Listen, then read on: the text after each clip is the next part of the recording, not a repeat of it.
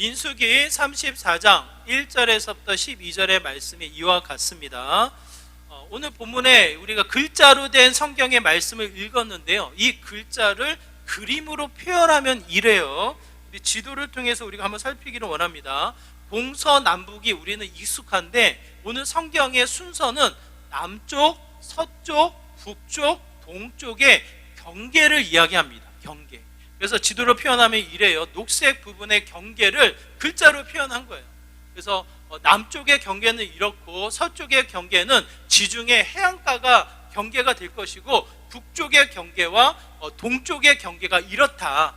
지금 상황이 어떻습니까? 이미 가나안 땅을 정복하고 가나안 땅을 분배하는 상황이 아닙니다. 그 땅을 바라보며 하나님이 마치 이미 그 땅을 주신 것처럼, 그 눈에 보여지는 땅을 너에게 선명히 주는 것처럼 그 땅의 경계를 이야기한다라는 거예요. 여러분, 경계, 뭔가에 선을 그어서 이 내 것과 아닌 것을 구분해 나가는 이 경계, 선을 긋는다고 했을 때 그 마음의 이 느낌이 어떻습니까, 여러분? 제가 1부 때 이런 얘기를 드렸더니 뭔 얘기를 하시나 아무 느낌이 없으시더라고요. 제가 이런 경험이 있어요. 전에 섬기던 교회의 이 모퉁이 땅이 다른 옆에 학교랑 겸해져 있어요. 그래서 이거를 경계를 측량을 해서 우리 땅이 아닌, 교회 땅이 아닌 부분을 내놔야 하는 거예요. 그래서 이 측량하는 사람을 불러다가 이 측량을 하는데 마음이 어떻습니까? 마음이 어때요? 조마조마하는 거예요. 왜? 남의 땅에 우리의 교회의 어느 부분이 들어가 있으면 내놔야 하거든요. 근데 그 땅이 이미 우리가 사용하고 있는 곳이기 때문에 우리 땅이 아닌 만큼 이 땅값을 주든지 아니면 교육부 소속의 땅이었기 때문에 쉽게 사고 팔 수도 없어. 벌금을 내야 되는 거예요. 그러니까 이 마음이 조마조마해서 최대한 내 땅이 되기를 바라는, 교회 땅이 되기를, 제 땅도 아닌데 괜히 그런가? 괜히 제 땅도 아닌데 그때 행정을 맡고 있으니까 측량을 해서 이게 교회 땅이 되기를, 그래서 손해가 좀 덜 끼쳐지기를, 그런 마음이 생기는 거예요. 여러분의 땅을 측량하고 여러분의 땅을 보여주는 현장이라면 조마조마한 거예요. 조금이라도 내 땅이 좀 많아지기를, 더 기대가 되기를, 좀 더 안정된 땅을 받기를, 이 경계선에 놓여져 있는 것을 살필 때에는 마음이 조마조마한 마음을 갖게 되어집니다. 심지어는 이런 생각도 들더라고요. 아무 문제도 아닌데 우리 학창시절 국민학교라고 불려지는 이 초등학교 시절에 이 생각을 해보니까 제가 그렇게 선생님한테 혼나는 이 학생이 아니거든요. 근데 그날만큼은 그 짝꿍이 수업 시간에 저를 발로 저를 찼어요.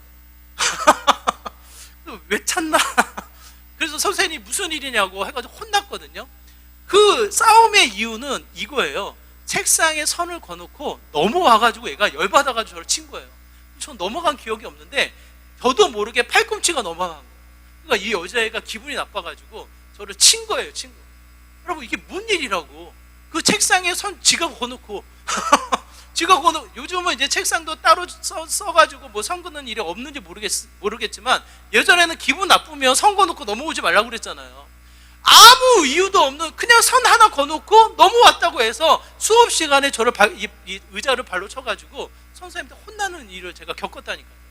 그런 것들을 생각해보면 경계, 선, 우리가 생각해보면, 우리가 그런 것들을 생각 안 해서 그렇지, 그런 것들을 생각해보면 나도 모르게 경계를 세우게 되어지고 긴장이 되어지고, 이왕이면 내 땅이 많았으면 좋겠다는 생각들을 갖게 되어지는 거예요. 그럼 오늘 본문을 통해서 우리가 생각해보면, 이왕이면 이스라엘 백성들이 그 지경을 보았을 때 이왕이면 그대로의 땅을 받기를 원합니까? 넓은 땅을 받기를 원합니까? 나름대로는 가나안 땅을 정탐하고 왔기 때문에 좋은 땅이라고 불려지지만 이왕이면 그 좋은 땅보다 더 좋은 땅을 기대하게 됩니까? 아니면 주어진 것에 멈추기를 원합니까? 이렇든 저렇든 넓은 땅, 좋은 땅을 바라는 거예요. 이와 하나님이 이 광야에서 약속의 땅으로 이끄실 때에 그의 위엄, 그의 어떤 권위, 그의 전능하심을 드러내셨다면 이스라엘 백성이 하나님을 믿는 만큼 또 어떠한 마음이 듭니까? 이왕이면 좋은 땅으로 넓은 땅 주세요, 이 마음이 드는 거예요. 그런데 하나님은 그런 마음을 아시는 것처럼 철저하게 경계를 세우셔서 이 땅만큼만 네 땅이라고, 이스라엘 백성에게 주어진 땅이라고 그 경계를 정하신다라는 거예요. 근데 이 말씀을 살펴보면 아브라함에게 주신 약속의 땅이 있거든요. 그 땅이 정확하게 지명을 이야기를 합니다. 이 아브라함에게 너에게 민족을 주고 땅을 주겠다라고 말씀하실 때 지명을 이야기해요. 그런데 오늘 언급되어지는 이 땅의 크기, 아브라함에게 주신 지명과 오늘 본문에서 언급되어지는 이 지경이 어느 것이 더 클까요? 한번 여러분 그냥 예측해 보세요. 아브라함에게 약속한 땅이 클까요? 오늘 주겠노라고 보여진 이 경계선을 그은 이 땅이 클까요? 아브라함에게 준 땅이 큰 거예요. 그럼 이스라엘 백성의 마음은 어떻습니까?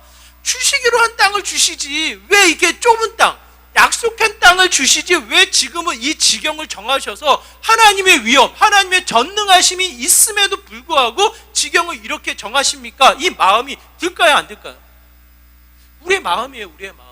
이왕이면 넓은 땅, 이왕이면 좋은 땅, 이왕이면 하나님 은혜로우시니까 하나님 못하실 분이 없으니까 하나님이 주시기로 한 땅은 주셔야 되지 않습니까? 라고 기대하는 게 우리의 마음이 아닐까 싶어요. 그럼에도 불구하고 하나님은 오늘 정확하게 남서북동, 동서남북의 지경을 정하셔서 이스라엘 백성들에게 보이십니다. 이 가치를 두고 우리가 또 한번 기억해야 할 것은 하나님이 주신 지경, 하나님이 세우신 그 지경은 우리에게 무슨 의미가 있냐는 거예요. 우리의 마음, 우리의 생각을 쫓아서 더 많은 것, 더 좋은 것, 더 기대치를 품을 것이 아니라 주님이 정하신 지경을 통해서 우리가 품어야 될 가치는 무엇이 있습니까? 오늘 말씀을 통해서 우리가 또 한번 생각해 보길 원해요. 여러분, 경계는 다른 땅을 바라보면 내가 더 땅을 넓혀야지, 내가 내 땅을 더 좋은 땅으로 삼아야지, 이게 경계의 의미가 아니에요. 경계의 의미는 무엇입니까? 나에게 주어진 땅 안에서 뭐예요?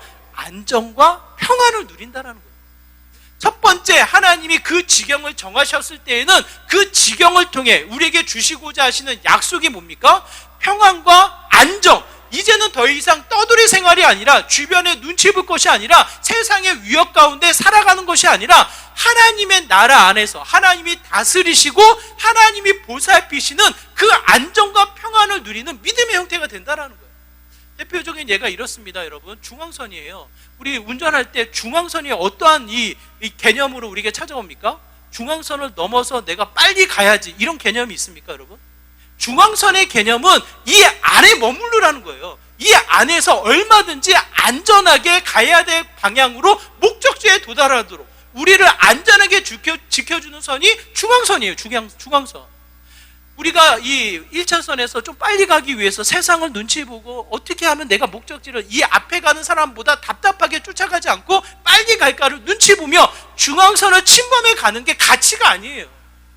그 가치를 따라서 우리가 살아간다면 그 운전대가 어떻습니까, 여러분? 스릴이에요, 여러분? 짜릿함이 있습니까, 여러분? 몇몇이 있는 것 같아요. 그렇지 않아요, 여러분. 그것은 긴장이에요, 긴장. 어떻게 해서든지 나의 목적, 나의 뜻, 나의 감정을 이루기 위한 위험을 감수하는 거예요. 경계선을 지켜서, 경계선을 넘어서서 위험을 감수하는 형태를 갖게 되어집니다.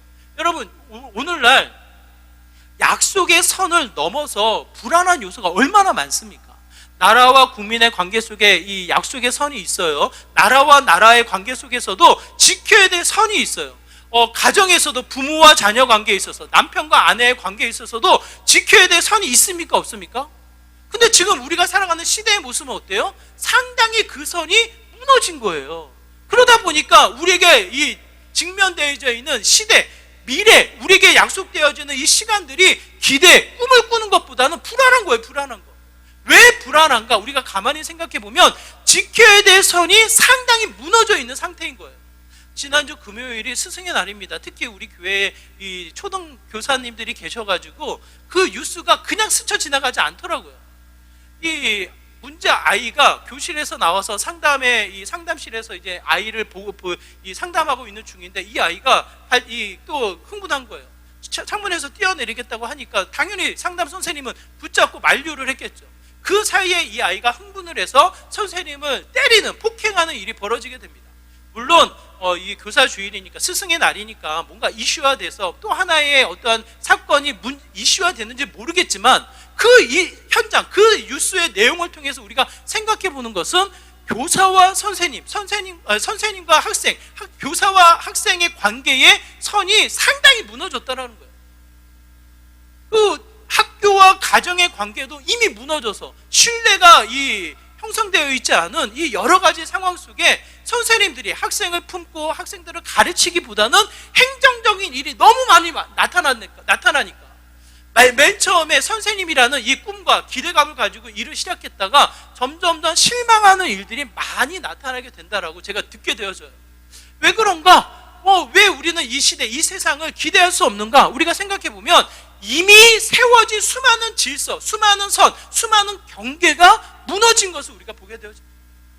그 자리에 오늘 이 경계는 무엇을 우리에게 가르쳐줘요? 하나님이 세우신 경계, 하나님이 주신 그 지경의 의미는 진정한 가치, 진정한 평안, 진정한 안정을 취해 나아가는 믿음의 형태가 된다는 것을 이야기합니다. 이 말씀의 가치가 신약에 와서는 예수님이 뭐라고 표현을 하냐면 예수님이 이렇게 표현을 해요. 요한복음 15장 4절의 말씀 같이 읽어볼까요? 요한복음 15장 4절 같이 읽습니다. 시작. 내 안에 거하라 나도 너희 안에 거하리라. 가지가 포도나무에 붙어있지 아니하면 스스로 열매를 맺을 수 없음같이 너희도 내 안에 있지 아니하면 그러하리라. 여러분, 이 포도나무의 의미, 포도나무의 가치는 어디에 있습니까? 이파리를 무성하게 내면 가치가 있습니까? 나무가 건강하게 자라고 있으면 가치가 있습니까? 포도나무의 가치와 의미는 뭐예요? 열매예요.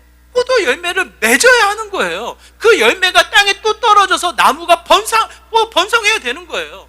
맛있든 맛없든 그거는 둘째 문제고, 열매를 맺고 열매가 또 흩어져서 이 포도나무가 확장되어지는 게 가치거든요. 그런데 이 포도나무가 열매를 맺지 못해요. 왜 그렇습니까? 열매를 맺지 못하는 이유는 딱 하나예요. 포도나무에 붙어있지 않은 거예요. 이 가치를 두고 요한복음 15장을 통해서 우리로 하여금 뭐라고 말씀하시냐면 하나님을 믿습니다, 하나님을 예배합니다, 하나님을 따릅니다, 수많이 이야기하지만 무성한 이파리를 내고 있지만 그 나무가 열매를 맺지 못한다고 했을 때에는 우리들의 삶의 모습이 어떻다고 이야기합니까? 그 안에 머물러 있지 않다라는 거예요. 뭔가 열심히 살아가고 뭔가 열심히 성실하게 이루어가는 듯 싶으나 우리는 어디 안에 있습니까? 어디 안에 있어요? 분명한 것은 예수님 안에 없는 거예요. 나의 믿음이, 나의 예배가, 나의 하나님을 믿는 그 말씀의 가치가 아무런 열매를 맺지 못하고 뭔가 허전하게 세상에 쫓겨서 불안하게 두려움 속에 긴장 가운데 쫓겨 살아가고 있다면 그 안에 들어가 있는 것이 아니라 어디에 있습니까? 경계선에 서 있는 거예요. 경계선에. 하나님 나라를 바라보면서 약속의 땅이구나 기대하다가 또 한번 세상을 바라보면 어떻습니까? 왔다 갔다 하는 거예요. 그러니 그 안에 거하지 않는 믿음의 사람들, 하나님을 믿는다고 이야기하지만 그 안에 거하지 않는 우리들의 형태는 열매를 맺지 못하는 삶의 모습에 불과하다라는 거예요. 경계선에 놓여져 있는 그 눈치 보는 자의 모습에 불과하다라는 거예요. 하나님을 예배하고 하나님을 믿는 듯 싶으나 우리의 삶 가운데는 열매가 없다라는 거예요. 그러므로 요한복음 15장 우리에게 권하여 이야기하는 것은 그 지경 안에 들어가라는 거예요. 그 표현이 뭡니까? 내 안에 거하라. 예수님 안에 거하면, 우리가 그 안에 거하면 예수님이 또한 우리 안에 거하여 함께 어울리는 생명을 누리는 믿음의 형태가 된다는 것을 이야기합니다. 굉장히 추상적이에요. 이 추상적인 의미를 똑같은 요한복음 15장에서는 10절에서 이렇게 이야기합니다. 똑같은 본문에서 이렇게 이야기해요. 같이 있습니다. 시작. 내가 아버지의 계명을 지켜 그의 사랑 안에 거하는 것 같이 너희도 내 계명을 지키면 내 사랑 안에 거하리라. 뭐라고 이야기합니까? 내 안에 거하라는 거예요. 하나님이 정하신 지경, 경계에 머물러서 눈치 보지 말고 그 안에 거할 때 어떻습니까? 생명력을 누리는, 참된 평안을 누리는 믿음의 삶이 되는데 그 안에 거한다라는 것이 어떠한 의미입니까? 추상적이지 않아요. 철저하게 그의 말씀, 그가 주신 계명을 따라 살아가는 거예요. 세상의 가치에 눈치를 보면 왔다 갔다 하는, 내 멋대로 살아가는 이 형태가 아니라, 내 감정대로 살아가는 형태가 아니라 그 안에 거하여 철저히 예수 그리스도와 동행하며 그의 말씀이 살아있는 삶을 통해 열매를 맺는 믿음의 삶이 된다는 거예요. 그러므로 오늘 본문의 경계는 단순하게 긴장과 여러 가지의 어떤 이 다른 나라를 바라보면서 이 여러 가지의 마음의 불편한 마음을 갖는 것이 아니라 그 안에 거하여 또 한번 평화와 성장과 생명력을 더해 나가는 안정된 삶을 누리게끔 그 지경을 누가 정하셨습니까? 하나님이 정하신 거예요. 예수님이 그 울타리를 정하셨다라는 거예요. 목자가 울타리를 치고 양떼들을 그 안에 넣는 이유는 무엇입니까? 감금하고 그 양떼들을 가둬놓기 위한 목적입니까? 그렇지 않아요. 진정으로 그 양떼들을 사랑해서 그 양떼를 돌보기 위한 수단인 거예요, 수단. 얼마든지 꼴을 먹이며 이끌어서 이 운동을 시키지만 그럼에도 불구하고 수많은 외부의 이 공격으로부터 지키기 위해 울타리를 쌓아놓고 그 양떼들을 들여보냅니다. 그게 뭐예요? 그 생명을 지키기 위한 하나님의 일하심인 거예요. 그래서 예수님이 이 땅에 오셔서 십자가에 달려 죽으시고 우리에게 또 하나의 생명력을 더하십니다. 그러므로 우리가 또 한번 오늘 본문을 통해서 기억해야 할 것은 그 지경 안으로, 주님이 정하신 그 테두리 안으로, 그 울타리 안으로 들어가 그 예수님이 주신 말씀대로 살아가는 믿음의 이 삶, 평안과 안정을 누리는 믿음의 삶이 되어야 한다는 것을 이야기하는 거예요. 그 중에 또 하나를 우리가 생각해 본다면 지경에서 눈치를 보고 그냥 아둥바둥 살아가는 것이 아니라 하나님 안에 거하여 그 말씀대로 살아가며 평안을 누리며 뭡니까? 감사가 넘치는 믿음의 삶이 된다는 거예요. 여러분 생각해 보십시오. 왜 우리가 불편한 마음을 갖게 되어집니까? 우리가 왜 이 세상을 바라보면서 풍요로운 세상을 누리면서 불안하게 우리가 살아갑니까? 왜 그래요? 결국은 하나님을 보지 않는 거예요. 그 안에 들어가 하나님의 지경 안에 누려진 풍성한 은혜를 누리지 못한다는 거예요. 다윗이 이렇게 고백을 하거든요. 다윗이 시편 4장 7절과 8절의 말씀에 보면 이렇게 고백하고 있습니다. 우리 같이 한번 읽어볼까요? 함께 했습니다. 시작. 주께서 내 마음에 두신 기쁨은 그들의 곡식과 새 포도주가 풍성할 때보다 더하니이다. 내가 평안히 눕고 자기도 하리니 나를 안전히 살게 하시는 이는 오직 여호와이시니이다. 진정한 평안 어디에서 누려지게 됩니까? 진정한 평안, 여러분 이 잠을 잔다라는 것이 복이잖아요. 몸이 아파서 잠을 못 자기도 하고 마음에 근심이 있어서 잠을 못 자기도 하고 여러 가지 지병이 있어서 또 잠을 못 자기도 하고 정말 이 잠을 못 자면 건강한 사람도 3일을 못 자면 이 헛것이 보인다고 표현을 하거든요. 실제로 그래요. 상담학에서 그래요. 제가 상담하는 분에게 이 성한 사람도 뭐라고 표현을 했냐면 이제 한 분이 귀신이 들렸다고 저에게 기도를 부탁을 해요. 근데 대화를 해봤는데 이상한 이야기를 하는 거예요. 근데 제가 상식적으로 제가 가지고 있는 신앙의 틀은 귀신이 그렇게 자신을 드러내지 않거든요. 오히려 우리를 속이기 위해서 음모하고 속이는 형태로 나타내지 귀신이라고 드러내지 않거든요. 너무 이상해서 상담하는 분이랑 제가 통화를 했거든요. 그때 그분이 뭐라고 이야기하냐면 성한 사람도 3일을 못 자면 헛소리를 한다는 거예요. 그분이 혹시 잠을 제대로 잤는지를 물어보라는 거예요. 제가 물어봤더니 아니라 다를까 3일 동안 잠을 못 잤다는 거예요. 그래서 그분이 하시는 말씀이 응급실도 정신과가 있다고 그분을 모시고 가면 좋겠다고 저한테 이 조언을 하시더라고요. 그래서 그 얘기 듣고 바로 순천향 대학병원으로 모시고 갔어요. 그랬더니 약 먹고 진정이 된 거예요. 이게 무슨 뜻이냐면 잠을 못 잔다는 것이 얼마나 우리에게 큰 이 불안과 두려움이라는 걸 이야기하는 거예요. 근데 이 다윗이 뭐라고 이야기합니까? 자신의 풍요, 자신의 소유, 자신의 위엄으로 이 넉넉함을 누리지 못한다는 거예요. 이 시편 4장의 배경은 곤란한 중에 기도하는 다윗의 형태예요. 뭔가 왕으로서 뭔가 이 업적을 남겨서 평안한 가운데 쓴 시편이 아니라 쫓기는 가운데 곤란 중에 쓰는 시편이 시편 4편이에요. 그러면서 그 7절과 8절에서 뭐라고 고백하냐면 자신의 소유, 자신의 풍요, 자신의 넉넉함이 자신에게 평안을 주는 것이 아니라 오직 여호와 하나님만이 자신에게 진정한 평안을 준다고 이야기를 하고 있다는 거예요.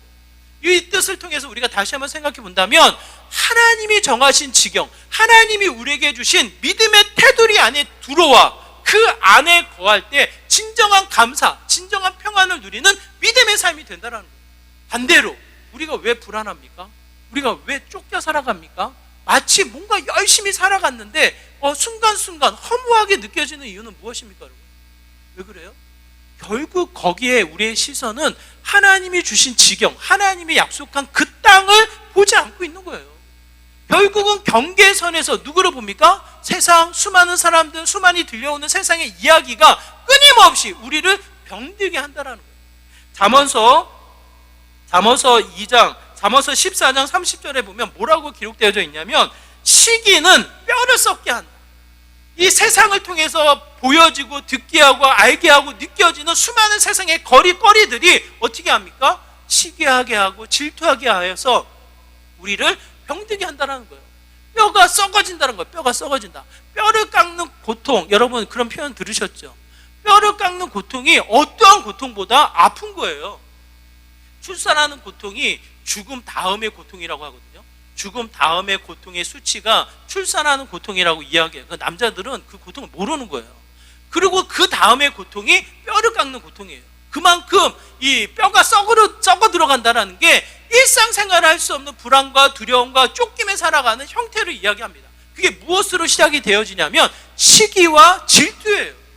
하나님을 보지 않는 것, 하나님이 주신 지경을 생각하지 않는 것은 결국 우리를 병들게 하여 어떻게 합니까? 다른 사람, 세상의 이야기에 수많은 거짓과 속임수에 병들어서 우리가 쫓겨 살아가는 형태가 된다는 거예요. 그러므로 우리의 삶의 모습, 지난 한 주의 우리의 모습을 생각해 보면 끊임없이 경계선에 놓여서 이 하나님의 나라도 보면서 세상을 바라보며 어떻게 됩니까? 왔다 갔다 우리 시선이 바쁜 거예요. 왔다 갔다 우리의 일상이 바쁜 거예요. 그러다 보니 진정한 열매, 평안을 누리지 못하고 끊임없는 허전함, 끊임없는 이 수고의 또 하나의 우리의 이 지침이 우리의 삶 가운데 나타나는 것이 아닌가, 그 생각을 갖게 되어집니다. 오늘 지경을 통해서 선명하게 하나님의 일하심을 우리에게 가르쳐 주시는 것은 그 안에만 평화가 있다는 거예요.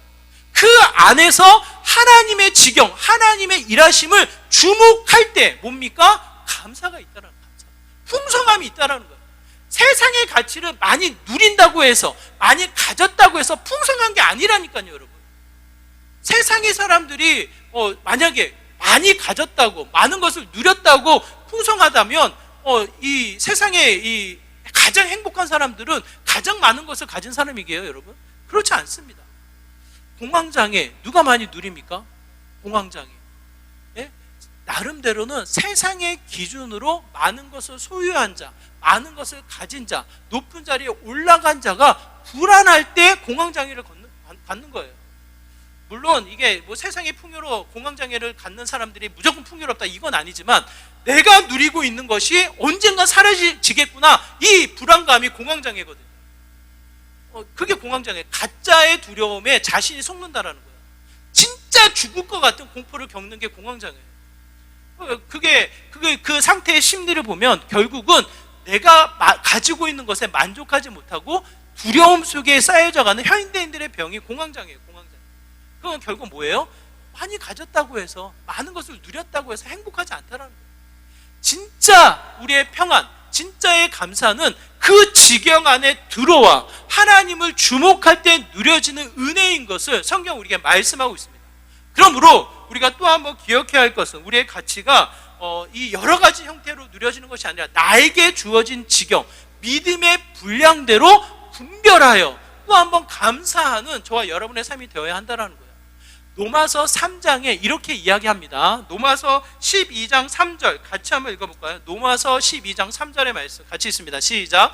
내게 주신 은혜로 말미암아 너희 각 사람에게 말하노니 마땅히 생각할 그 이상의 생각을 품지 말고 오직 하나님께서 각 사람에게 나누어 주신 믿음의 분량대로 지혜롭게 생각하라.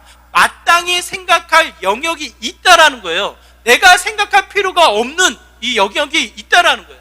나에게 주어진 지경, 믿음의 분량대로 지혜롭게 생각하라. 3절을 이야기하면서 하나의 이미지를 주는데 4절, 5절, 6절의 이미지가 어떠한 이미지냐면 각 지체, 한 몸을 이룬 각 지체라는 이미지를 줍니다. 이게 무슨 뜻이에요? 여러분, 눈이 입에게 뭐라고 할 수 없는 거예요. 손이 발에게 뭐라고 할 수 없는 거예요. 엄지손가락이 새끼손가락에 뭐라고 할 수 없는 거예요. 새끼손가락이 새끼발가락에게 뭐라고 할 수 없는 거예요. 아, 이 하찮은 너는 정말 쓸모없는 거야, 이렇게 말할 수 없다라는 거예요. 한 몸을 이루었을 때 그 지체의 이 기능이 다르며 서로의 소중함이 모아져서 한 몸을 이룬다라는 거예요. 그러므로 다름이 있을 뿐이지, 나와 다름이 있을 뿐이지, 내가 다르다고 해서 다른 사람을 정죄하거나 다른 것을 부러워하거나 시기하고 질투할 수 있다 없다? 없다라는 거예요. 그 가치. 대표적인 인물이 사울왕입니다. 여러분, 사울왕이 얼마나 위대합니까? 이스라엘 백성의 첫 번째 왕이에요. 백성들이 진짜 왕이다, 우리들 중에 왕이 될 사람이다 라고 사울왕을 좋아했습니다.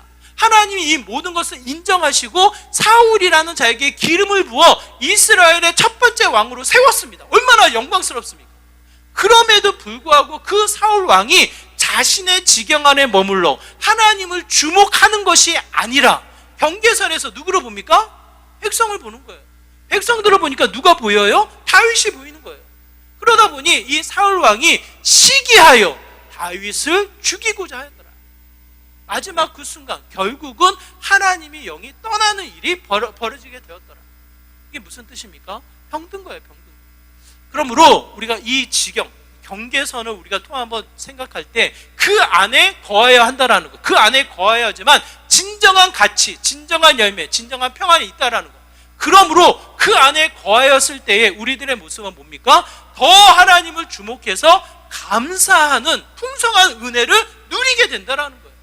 경계선에 놓여져서 세상을 보고 하나님 나라 보고 하나님 나라 갔다가 세상을 갔다 왔다 갔다 하며 가랑이에 찢어질 것이 아니라 그 안에 거하여서 진정한 열매를 누리는 하나님의 생명력을 더해 나가는 믿음의 삶이 되어야 한다는 것을 이야기합니다. 그리고 나서 마지막 이 경계의 역할을 통해서 우리가 생각할 수 있는 게 뭡니까, 여러분? 3절의 말씀을 여러분 보시면 좋아요. 제가 읽어드릴 테니까 여러분 지도를 통해서 한번 보세요. 이 3절이 이 남쪽의 경계선을 이야기하거든요.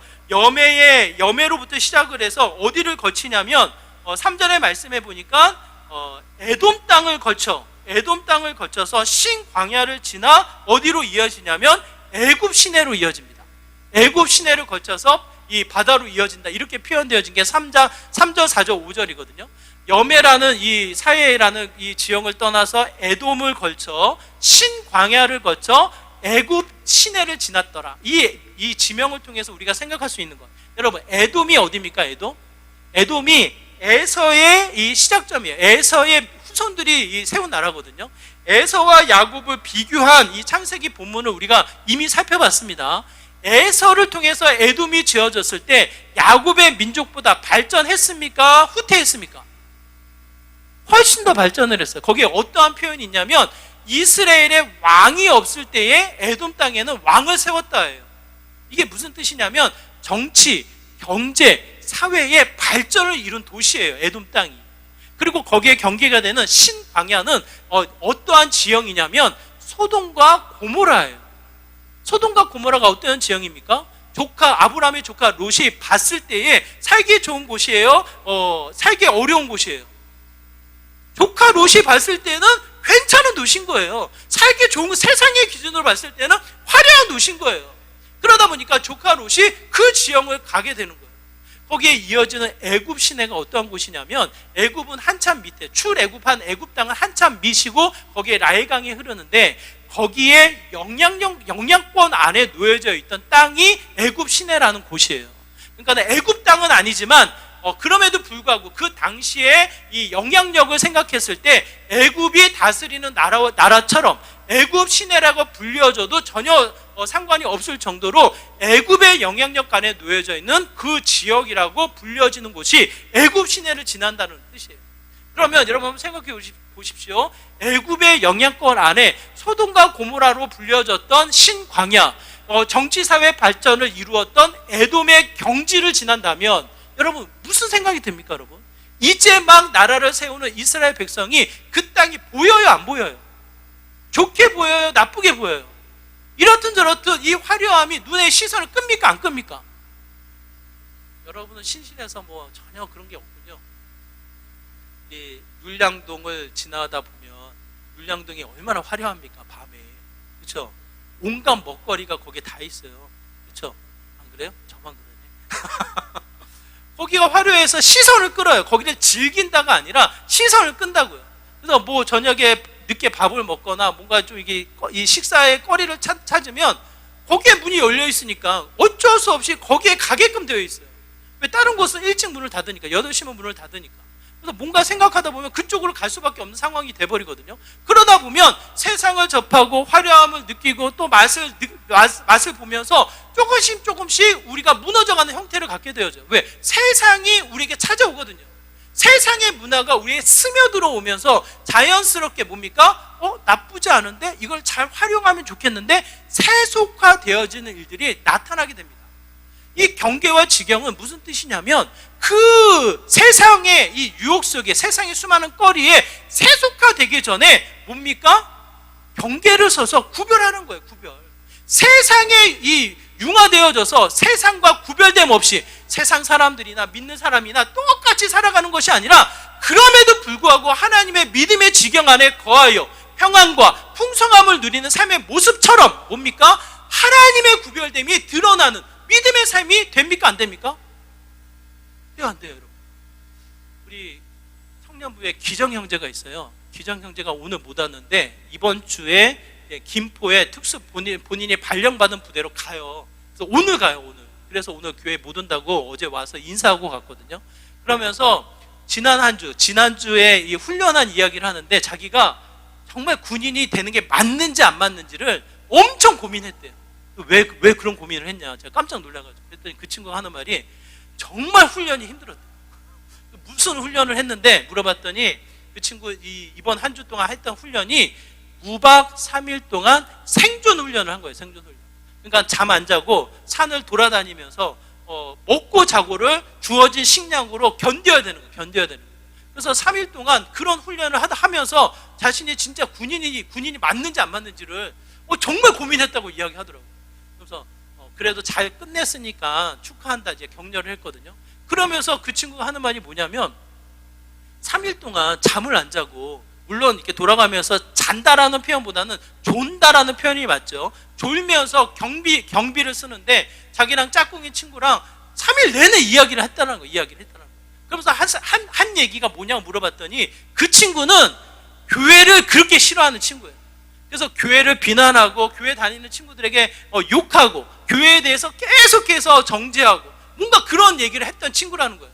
근데 이 3일 동안 계속 이야기를 하다 보니까 이 친구가 하도 할 얘기가 없었어요. 이제는 뭐라고 이 기정이한테 뭐라고 요청을 했냐면 하나님 이야기를 좀 해보라고.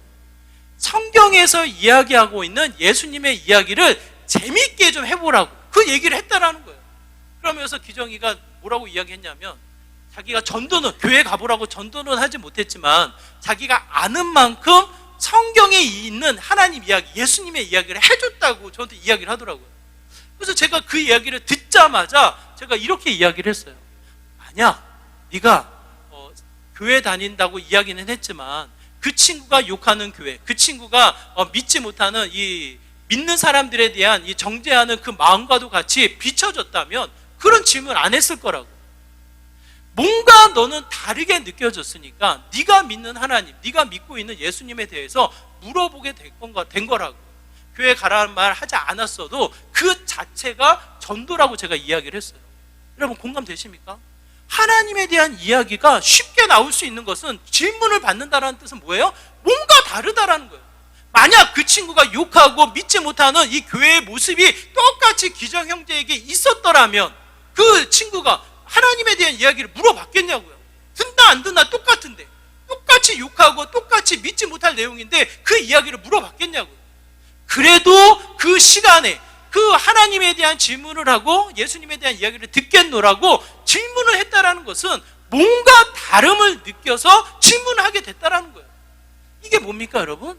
하나님의 지경 안에 들어가 그의 거룩함, 그의 구별됨이 나타나게 된다는 거예요.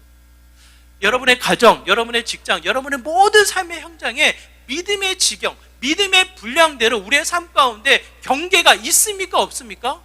이미 하나님이 세우셨습니다. 정복하고 싸우든지 그 둘째 문제고 이미 우리를 불러 하나님의 믿음의 분량대로 그 경계를 세우셨다라는 거예요. 그 경계에 눈치를 보며 그냥 세상과 교회와 세상이 왔다 갔다 하며 그냥 지쳐 쓸어가는 우리들의 모습이 될 것이 아니라 뭡니까? 그 안에 거하라는 거예요. 그 그 안에서 평안을 누리라는 거예요. 평안. 세상에 줄 수 없는 평안을 누리며 감사하는 삶, 그러면서 나타나는 거룩을 나타내는 믿음의 삶이 되라는 거예요. 고린도후서 6장 14절 16절의 말씀은 이래요. 고린도후서 6장 14절 16절 이렇습니다. 같이 읽을게요. 시작. 너희는 믿지 않는 자와 멍에를 함께 매지 말라. 그와 불법이 어찌 함께하며 빛과 어두움이 어찌 사귀며 하나님의 성전과 우상이 어찌 일치가 되리요. 우리는 살아계신 하나님의 성전이라. 이와 같이 하나님께서 이르시되 내가 그들 가운데 거하며 두루 행하여 나는 그들의 하나님이 되고 그들은 나의 백성이 되리라.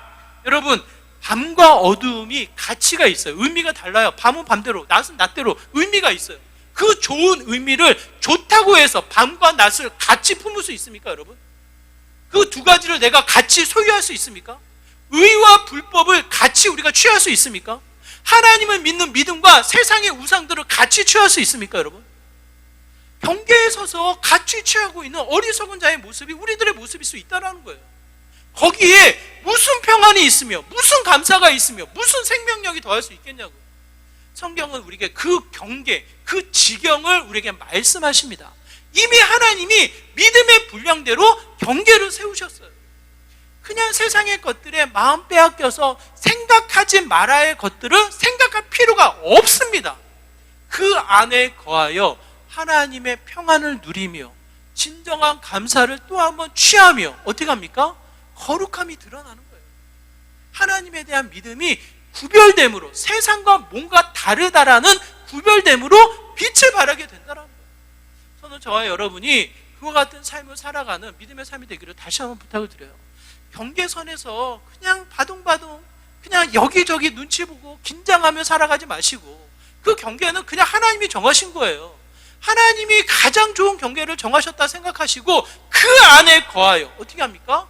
또 한 번 하나님의 말씀의 이 풍성함을 누리며 감사하며 구별된 믿음의 삶을 저와 여러분이 살아가다 보면 어때요, 여러분? 하나님의 영광이 나타난다는 겁니다.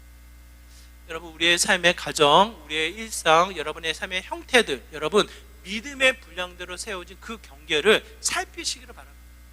그 안에 거하시기 바랍니다. 그 안에서 진정한 평화와 감사로 구별을 이루어 정말 세상 사람과 다른 믿음의 형태를 드러내는 저와 여러분이 되시기를 다시 한번 부탁을 드려요. 그 자리가 진정한 가치, 빛나는 자리, 또 한번 무너지는 세상 속에 경계를 세워 하나님의 일하심을 증명해 나아가는 믿음의 삶이 되지 않을까 저는 확신을 합니다.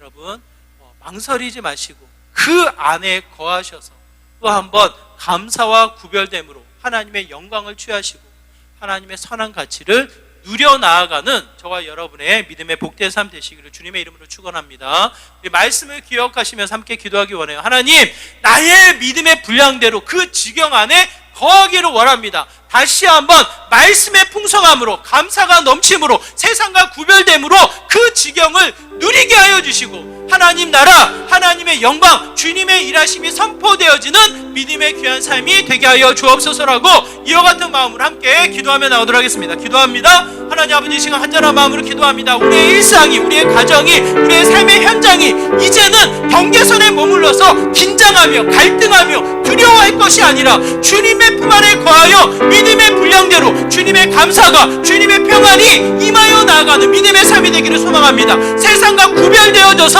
하나님의 선하심이 선포되어지는 믿음의 귀한 자리가 되기를 소망합니다. 하나님의 거룩한 자녀들 그 믿음의 지경 깨닫게 하여 주시고 주님 안에 거하게 하시고 또 한 번 하나님의 평안, 하나님의 이 아버지 풍성함이 누려지는 믿음의 귀한 자리가 되게 하여 주시옵소서. 감사가 넘치게 하시고 하나님의 거룩함이 담아지게 하여 주시고 진정으로 이 땅에 구별되어지는 하나님의 선한 영향력이 회복되어지는 믿음의 귀한 자리가 되게 하여 주시옵소서. 주님,